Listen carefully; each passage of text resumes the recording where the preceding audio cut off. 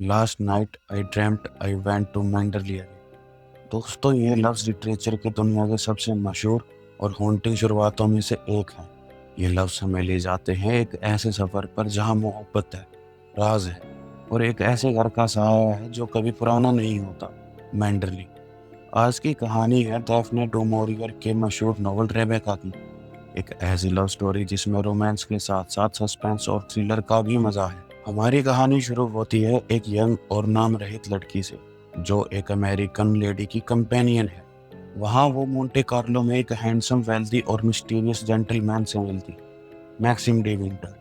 Maxim एक widower है जिसके बारे में लोग कहते हैं कि वो अपनी पहली बीवी रेबेका से गहरी मोहब्बत करता था। रेबेका की मौत समुंदर में बोट एक्सीडेंट में हो गई थी। थोड़ी ही दोस्ती के बाद मैक्सिम उसे प्रपोज कर देता है और वो बन जाती है मिसेस डी विंटर। लेकिन शादी के तुरंत बाद जब वो मैंडरली मैक्सिम के ग्रैंड और गोथिक मैंशन आती है तो उसे लगता है कि वो कहीं फिट नहीं होती। नई मिसेस डी विंटर को हर जगह एक ही चीज महसूस होती है, रेबेका का साया। हर कमरा, हर तस्वीर, हर स्टाफ मेंबर, सब में उसकी याद बस गई है। और सबसे ज्यादा खौफ उसे होता है मिसेस डैनवर्स से, मैंडरली की हाउसकीपर। मिसेस डैनवर्स पूरी तरह रेबेका की डिवोटी थी। उसे लगता है कि नई मिसेस डी विंटर रेबेका की जगह कभी नहीं ले सकती। डैनवर्स उसे हर वक्त नीचा दिखाती है, उसे रेबेका से कंपेयर करती है। वो कहती है, आप कभी रेबेका जैसी ग्रेसफुल और पावरफुल नहीं बन सकती। मैंडरली हमेशा उसी का है। मैंडरली में एक ग्रैंड पार्टी होती है। मिसेस डैनवर्स ने मिसेस डी विंटर को एक ड्रेस डिजाइन सजेस्ट करती है, लेकिन जब वो ड्रेस पहनकर सबके सामने आती है तो सब शॉक हो जाते हैं क्योंकि वही ड्रेस पहले रेबेका ने पहनी थी। मैक्सिम फ्यूरियस हो जाता है, मिसेस डे विंटर टूट जाती और मिसेस डेनवियर्स उसे और ज्यादा मैनिपुलेट करती कि उसकी जिंदगी बेकार है और उसे सुसाइड कर लेना चाहिए।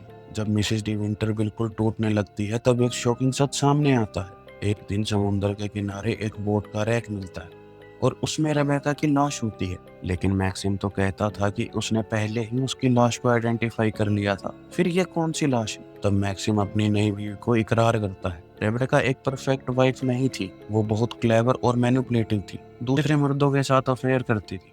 और एक दिन जब उसने मैक्सिम को प्रवोक किया, मैक्सिम ने गुस्से में उसे मार दिया। ये सुन के मिसेस डिविंटर पहली बार अच्छा फील करती है। रेबेका की लाश मिलने के बाद पूरे कॉर्नवेल में हलचल मच जाती है। मैंडरली का एटमॉस्फेयर और भी हैवी हो जाता है। पुलिस इंक्वायरी बुलाई जाती है और मैक्सिम को कोर्ट में बुलाया जाता है। इंक्वायरी के दौरान कई शॉकिंग डिटेल सामने आती है। सबसे पहले ये सवाल उठता है, अगर पहली बार जो लाश मिली थी वो रेबेका की नहीं थी तो फिर मैक्सिम ने गलत आइडेंटिफिकेशन क्यों किया? क्या उसने जानबूझकर झूठ बोला था? मैक्सिम के लिए सब कुछ खत्म होता जा रहा था। उसका चेहरा पीला पड़ गया था और नई मिसेस डी विंटर को लगता है कि शायद अब वो हमेशा के लिए अपने हस्बैंड को खो देगी। फिर डॉक्टर्स कुछ एविडेंस लेके आते हैं। पोस्टमार्टम रिपोर्ट कहती है रेबेका की बॉडी में एक टेरिबल सीक्रेट छुपा हुआ था। उसके अंदर एक डेडली कैंसर था और ज्यादा दिन जिंदा रहना मुश्किल था। यानी रेबेका की जिंदगी खुद एक टिकिंग क्लॉक थी।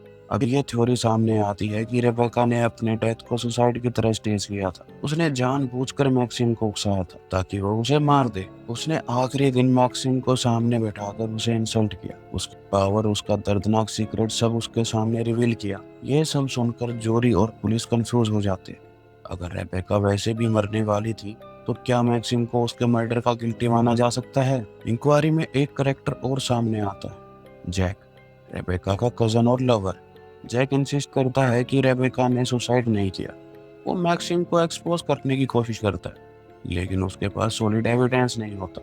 पुलिस भी उसकी बातों पर शक करती है। आखिर में वर्डिक्ट आता है कि रेबेका की डेथ एक सुसाइड या एक्सीडेंटल डेथ थी। मैक्सिम पर कोई चार्ज नहीं लगता। इस फैसले के बाद नई मिसेस डिविंटर पहली बार अपने आप को रेबेका से ज्यादा पावरफुल फील करती है। उसे लगता है कि अब वो अपने पति के साथ एक नई जिंदगी शुरू कर पाएगी, रेबेका के साय से दूर। लेकिन कहानी यहीं खत्म नहीं होती। जब मैक्सिम और मिसेस डिविंटर इंक्वायरी के बाद घर लौट रहे होते हैं तो रास्ते में उन्हें एक अजीब सा डर फील होता है। दोनों बेचैन हो जाते हैं जैसे उनके साथ कुछ होने वाला है। और फिर दूर से उन्हें नजर आता है रात के अंधेरे में आसमान लाल हो रहा है। मैंडरली, उनका घर जल रहा है। ग्रैंड मैंशन जो एक वक्त उनकी शादी और जिंदगी का सेंटर था अब आग में बर्बाद हो रहा है। और इस आग के बीच एक लास्ट शैडो दिखती है, मिसेस डैनवर्स, रेबेका की वफादार हाउसकीपर जो अपनी मेम साहिब के बिना नहीं रह पाई।